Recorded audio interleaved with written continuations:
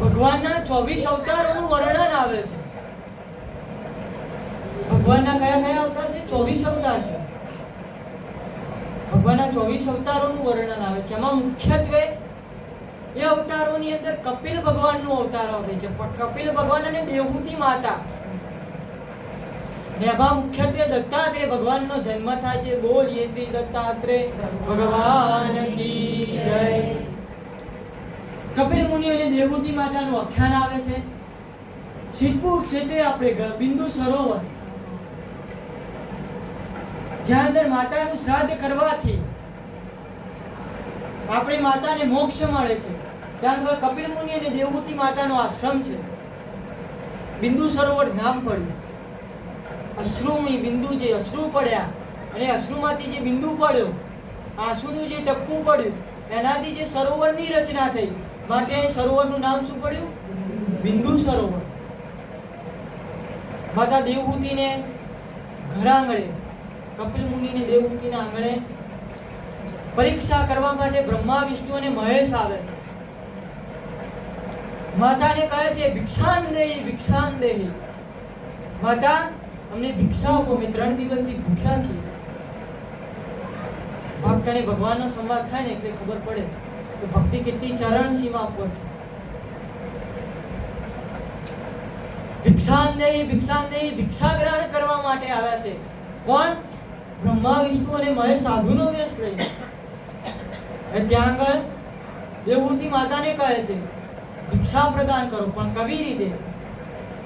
હે માતા, અમારો નિયમ છે, અમે ભિક્ષા તો ગ્રહણ કરીએ, પણ અમારો નિયમ છે નિર્વસ્ત્ર ભિક્ષા ગ્રહણ કરીએ. માતા કહે નિર્વસ્ત્ર થઈને ભિક્ષા આપવી યોગ્ય ગણાય? પણ નારી શક્તિ છે ને, શક્તિ, આદ્ય શક્તિ, માં પરાંબા ભગવતી, જે સંસારના પાલન, પોષણ અને સંહારના કારણરૂપ છે, એને ઓળખી શકે ભગવાનને? એ ભગવાન નારાયણને નહીં ઓળખી શકી હોય, એ ભગવાન બ્રહ્માને કે બ્રહ્મા, વિષ્ણુ, મહેશને નહીં ઓળખી શકી હોય. માતાજી ઓળખી ગયા અને માતાજીએ કીધું ભિક્ષા આપવી, પણ એક શરતે, હું તમને શ્રાપ આપું છું કે તમે બધા નાના બાળક થઈ જાઓ, પછી ભિક્ષા આપું. શું થઈ જાઓ? નાના બાળક. બાળકની આગળ તો માતા નિર્વસ્ત્ર હોય તો પણ એને ખબર પડે, પોતાના આચરણથી લગાવ્યા, પોતાના સ્તનથી લગાવીને દૂધપાન કરાવે ને, સ્તનપાન કરાવે માતા, તો એ દ્રશ્ય કેવું હશે કે બ્રહ્મા, વિષ્ણુ અને મહેશ નાના નાના બાળક છે અને માં દેવહૂતિ ભિક્ષા આપે છે. અને તે બાળક સ્વરૂપ ભગવાન દત્તાત્રેયનો જન્મ થાય છે. બોલીએ શ્રી દત્તાત્રેય ભગવાન કી જય. દત્તાત્રેય ભગવાન જે જૂનાગઢની અંદર ગિરનાર પર્વત ઉપર બિરાજમાન છે, એ જ દત્તાત્રેય ભગવાનના 24 ગુરુ, એ જ દત્તાત્રેય ભગવાનના 24 ગુરુ શ્વાનને ગુરુ બનાવ્યો. શા માટે? જ્યાં આગળ આપણને કંઈક શીખવા મળે ને, એ ભલે પાત્ર ગમે તે હોય, પણ એની પાસેથી જો આપણને કંઈક શીખવા મળતું હોય ને, તો એ આપણો ગુરુ છે. શું છે? વસુતમ વસુતમ દેવમ કંસ ચાણો ન મર્દનમ દેવકી પરમાનંદ કૃષ્ણ વંદે જગદગુરુ.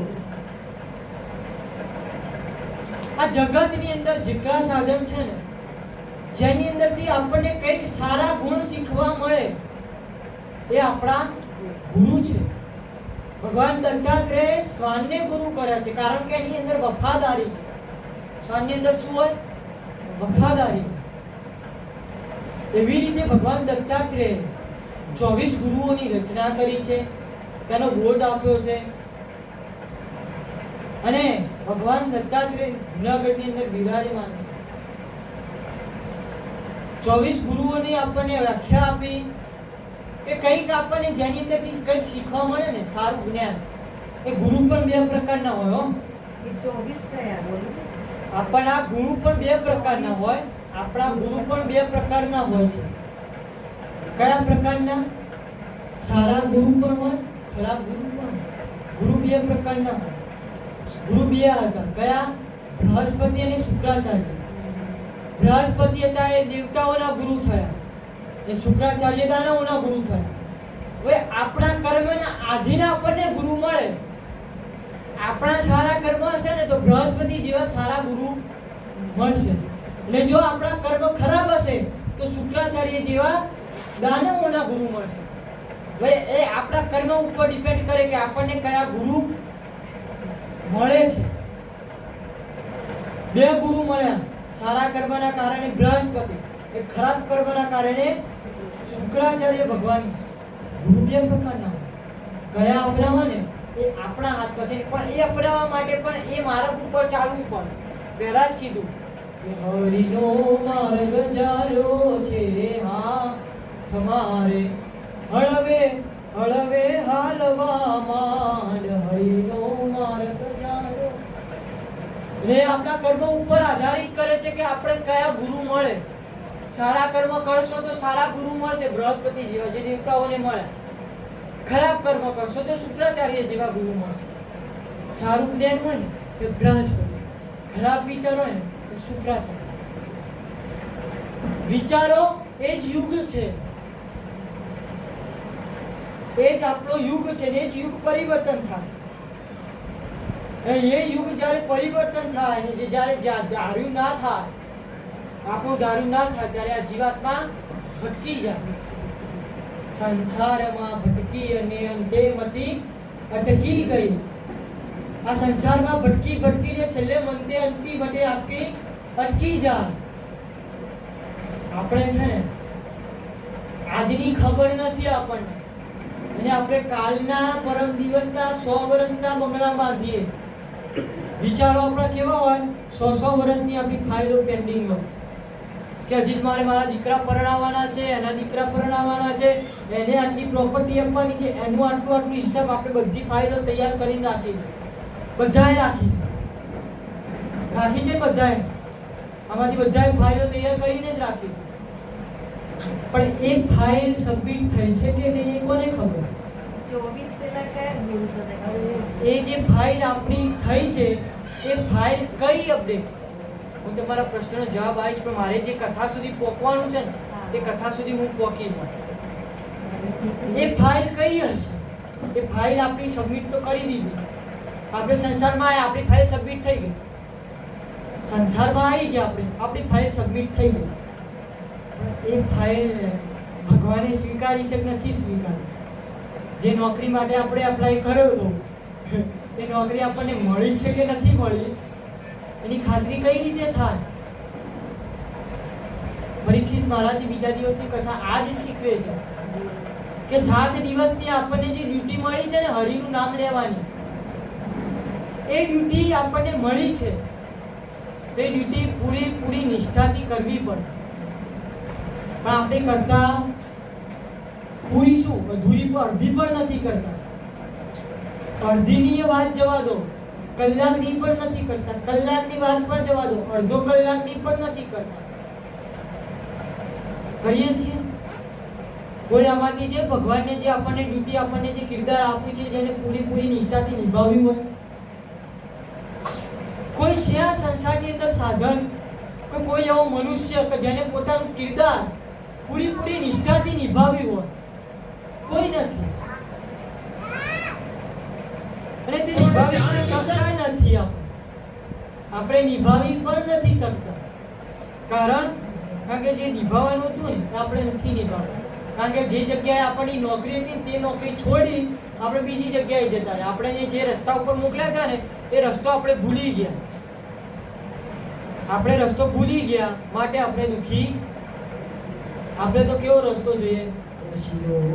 કાળો રંગ રેલિયો ઘેર જાવું ગમતું નથી. એવો રસ્તો કાળો રંગ રેલિયો ઘેર જાવું ગમતું નથી. એવો રસ્તો કાળો રંગ રેલિયો ઘેર જાવું ગમતું નથી.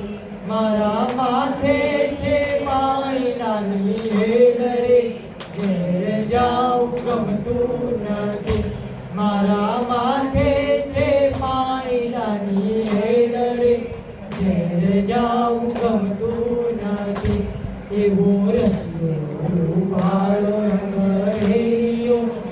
ઘેર જાઉં ગમતું નથી. અમે ગાયું રોયા વિના આવ્યા, ઘેર જાઉં ગમતું નથી. હવે જોજો વાછરડાના ખેલ રે, ઘેર જાઉં ગમતું નથી. હવે જોજો વાછરડાના ખેલ રે, ઘેર જાઉં ગમતું નથી. એવો રસિયો રૂપાળો રંગ રેલિયો, ઘેર જાઉં ગમતું નથી. એવો રસિયો રૂપાળો. આપણે બધા રંગરેલિયા, આપણે બધા રસિયા. ભગવાન ઠાકોરજીના આપણે બધા તો રસિયા દાદા રાણી. રસિયા ઘેર જાઉં ગમતું. કથામાં કે 3-4 કલાક બેઠા છીએ, ઘરે પાણીનો સમય જતો રે, પાણી નથી ભર્યું, ગાયો દોવાઈ, વાછરડો ગમે આમ આપણે હેરાન થાય, ઘરવાળા ગમે તેમ હેરાન થાય. હવે જોજો વાછરડાના ખેલ રે, ઘેર જાઉં ગમતું નથી. હવે જોજો વાછરડાના ખેલ રે, ઘેર જાઉં ગમતું નથી. એવો રસિયો રૂપાળો રંગ રેલિયો, ઘેર જાઉં ગમતું નથી. એવો રસિયો રૂપાળો રંગ રેલિયો, ઘેર જાઉં ગમતું નથી. આપણા રસિયા આપણે બધા ઘરે જવું ગમે નથી ગમતું. ક્યારે ન ગમે? જ્યારે સદકર્મનો માર્ગ અપનાવ્યો હોય, જ્યારે હરિ આપણા ભેરો ઊભો હોય, પડછાઈ થઈને હરિ ઊભો હોય ને, અને હરિ આપણી હારે હોય ને, તો ઘરે જવું ગમે. પણ અત્યારે તો આપણને ઘેર જવાની જુતાવળ વધારે છે. ક્યારે મહારાજ કથા પૂરી થાય, 3 કલાક પૂરા થાય, અમે ઘરે જઈએ ને ઘરે જઈને શાંતિથી એસી ચાલુ કરીને સૂઈ જઈએ. એવો રસિયો રૂપાળો રંગ રેલિયો, ઘેર જાઉં બહુ રે ગમે. બહુ ગમે. એવો રસિયો રૂપાળો રંગ રેલિયો, ચિંતામાં બહુ ભમે. એના માથે છે યમુનાજીની હેલ રે, ઘેર જાઉં ગમતું નથી. એવો રસિયો રૂપાળો રંગ રેલિયો, ઘેર જાઉં ગમતું નથી. કાલની ખબર નથી ને આપણે વર્ષોના બંગલા બાંધી દીધા છે. કોઈને ખબર છે કાલે શું થવાનું છે? કોઈને ખબર છે આમાંથી કે કાલે શું થવાનું છે? કોઈ એમ કહેશે કે હું આ તારીખે આટલા વાગે આ કાર્ય કરીશ જ. કોઈ મને કહી શકે કે હું 2 વર્ષ પછી આ કાર્ય કરવાનો છું ને કાર્ય સફળતા પ્રાપ્ત થશે? કોઈ નથી ખબર. 1 મિનિટ પછી ખબર નથી કે 1 સેકન્ડ પછી શું થવાનું છે.